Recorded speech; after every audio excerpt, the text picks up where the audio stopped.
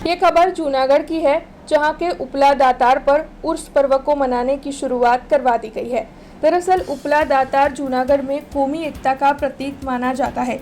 कल वहां पर उर्स पर्व मनाने की शुरुआत हो चुकी है। तब आपको बता दें कि आज रात को चंदन विधि है, जिसमें दातार बापू के अमूल्य गहनों को साल में एक बार गुफा में से बाहर निकाला जाता है। उसी को चंदन विधि कहा जाता है। आज रात को चंदन विधि होनी है, तब वहां पर बड़ी तादाद में भक्त आए, ऐसी अपील भी उपला दातार प्रशासन की ओर से की जा रही है।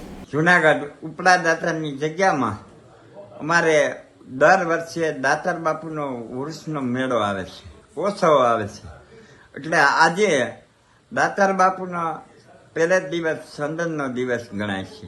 એના એવા સરસ સિદ્ધિદાયક આભૂષણ છે, એની આજે જે કાંઈ અભિષેક વિધિ થાય છે અને ચંદન, ગુલાજર, ગંગાજર, કેસર, કસ્તુરી એ બધું મિલાવી અને એની પૂજા થાય છે અને બધાય ભાવિકો સેવકો બધા ખૂબ ઉમટી પડે છે। એ બધા ખૂબ દર્શન કરે છે અને ધન્ય બને છે અને બધા મહાપ્રસાદ લે છે। અને અમારે ગુરુવારે પછી દીપમાળા રાત્રે સાંજે 8 થી 10, 11, 12 વાગ્યા લગીની દીપમાળા હોય।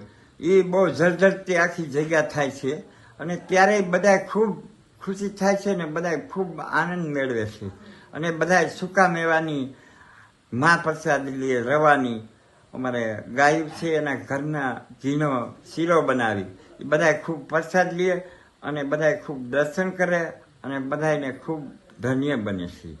અને પછી શુક્રવારે અમારે આ ઉત્સવનો ઉરસના મેળાનો છેલ્લો દિવસ કહેવાય છે। પછી બધાય ખૂબ ખૂબ આનંદથી રહ્યા હોય અને બધાય વિદાય લે છે અને બધાય આનંદથી ખૂબ ધન્ય બને છે। જય દાતાર।